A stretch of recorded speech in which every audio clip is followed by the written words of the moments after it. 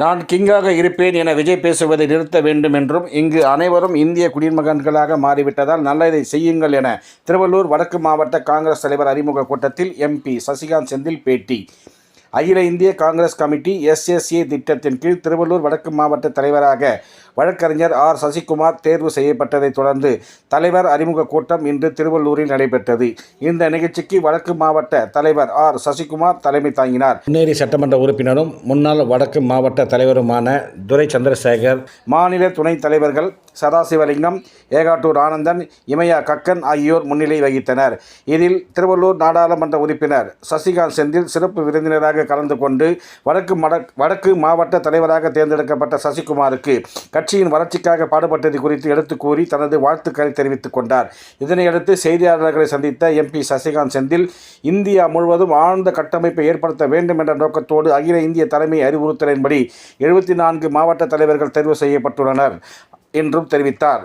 மேலும் அதிமுக எதிர்பார்த்த அனைத்தும் தோல்வியையே தழுவியிருப்பதால் அவர்கள் கண்டதை பேசுவதாகவும், தமிழகத்தில் திமுக தலைமையிலான கூட்டணி சித்தாந்த கூட்டணி என்றும், வரும் தேர்தலில் அதிமுக 210 இடங்களில் தனிப்பெரும்பான்மையான இடத்தை கைப்பற்றும் என எடப்பாடி பழனிசாமி கூறியது குறித்த கேள்விக்கு பதிலளித்த எம்பி சசிகாந்த் செந்தில், அதிமுக கூட்டணி எல்லா விஷயத்திலும் தோல்வியை தான் தழுவியுள்ளது எனவும், ஓட்டுக்கள் சாயுமா என எதிர்பார்ப்பதால் அதிமுகவின் பேச்சுக்கள் இனி அதிக அளவில் இருக்கும் எனவும் தெரிவித்தார்.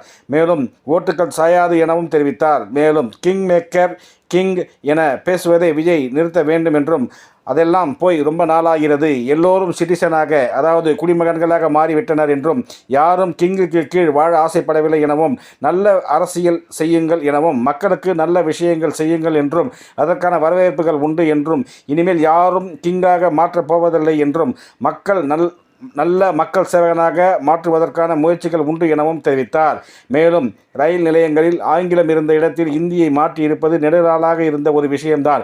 இந்தியையும் சமஸ்கிருதத்தையும் புகுத்துவதுதான் நடந்து கொண்டிருக்கிறது. இதை ஒரு பாலிசியாகவும் பெருமையாகவும் ஒன்றிய அரசு செய்து கொண்டிருக்கிறது என்றும், இது இந்தியாவுக்கு நல்லது கிடையாது, அதற்கான எதிர்ப்புகள் அனைத்து பக்கங்களிலிருந்தும் வரும் எனவும் தெரிவித்தார். மேலும் நாளை மத்திய பட்ஜெட்டில் ஏழை எளிய மக்களுக்கு சலுகைகள் எதுவும் இருக்காது என்றும், இருக்கும் சலுகைகளை பிரித்து எடுத்து பணக்காரர்கள் கொடுக்கும் பட்ஜெட்டாக இருக்கும் என்றும் தெரிவித்தார்.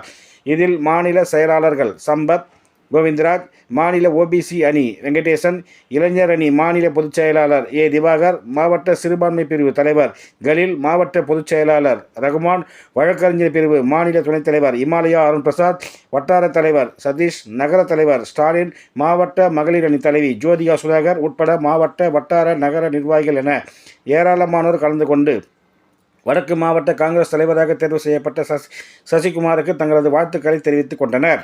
காங்கிரஸ் பேரியக்கத்தின் கட்டமைப்பை சரி செய்யும் ஒரு SSA என்ற ஒரு நிகழ்ச்சி இந்தியா முழுக்க நடத்தி புதிய மாவட்ட தலைவர்களை தேர்ந்தெடுத்து அவர்கள் பதவி ஏற்கும் ஒரு நிகழ்ச்சி இங்க திருவள்ளூரில் நடக்குது. இதுல எங்களுடைய இளம் மாவட்ட தலைவர், புதிய மாவட்ட தலைவர் திரு சசிகுமார் அவர்கள் இங்க தேர்ந்தெடுக்கப்பட்டிருக்காங்க. அவர்களுடைய அறிமுக கூட்டம் இங்க நடந்தது. இந்த நிகழ்ச்சி இந்தியா முழுக்க காங்கிரஸை மறுபடியும் ஒரு ஆழ்ந்த ஒரு கட்டமைப்பு உருவாக்க வேண்டும் என்ற எண்ணத்தில் எங்களுடைய இளம் தலைவர் ராகுல் காந்தியால் உருவாக்கப்பட்டது. இன்னைக்கு தமிழ்நாடு முழுக்க 74 மாவட்ட தலைவர்களும் புதிதாக நியமனம் செய்து இன்னைக்கு கட்டமைப்பை வளர்க்கும் நிகழ்ச்சி நடந்து கொண்டிருக்கிறது. தேர்தலில் 210 தொகுதிகளும் தனிப்பெரும்பான்மை ஆட்சிக்கு எடப்பாடி பழனிசாமி பேசியிருக்காரு. இல்ல, அது அவங்க அரசியலா தான் பேசி ஆகணும், வேற என்ன பண்ண முடியும். இன்னைக்கு அவர்கள் எதிர்பார்த்த எல்லா விஷயங்களும் தோல்விதான்.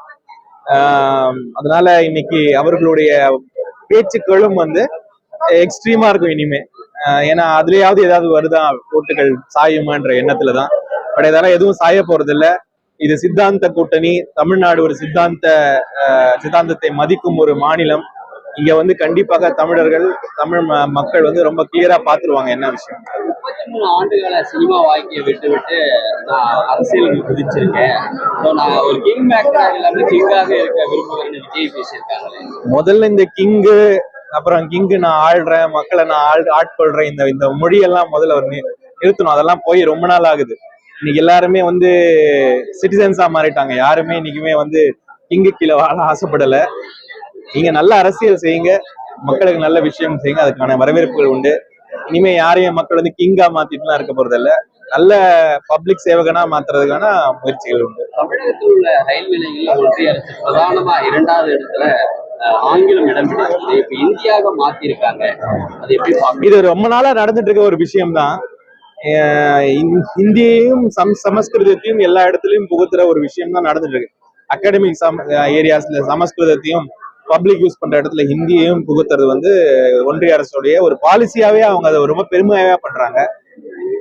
கண்டிப்பாக இது வந்து இந்தியாவுக்கு ஒரு நல்ல விஷயம் கிடையாது. அதற்கான எதிர்ப்புகள் எல்லா பக்கமும் வரும். நாளைக்கு பாராளுமன்றத்தில் ஞாயிறு பட்ஜெட் வந்து தாக்கல் செய்யறாங்க. அந்த பட்ஜெட் எப்படி இருக்குன்னு நினைக்கிறீங்க? வழக்கம் போல பட்ஜெட் தான். அதுல ஒன்றும் பெருசா இருக்கு, ஏழை எளியவர்களுக்கு ஒன்றும் இருக்க போறது இல்லை. இருக்கிறத எளியவர்களுக்கு இருக்கும் சலுகைகளை பிரித்து எடுத்து எப்படி வந்து பணக்காரர்களுக்கு கொடுப்பதுன்ற பட்ஜெட்டா தான் இருக்கும் மறுபடியும். இது வரைக்கும் அந்த பட்ஜெட்லாம் அப்படிதான் இருந்திருக்கு, இனிமேல் அப்படிதான் இருக்க போகுது. நன்றி, வணக்கம்.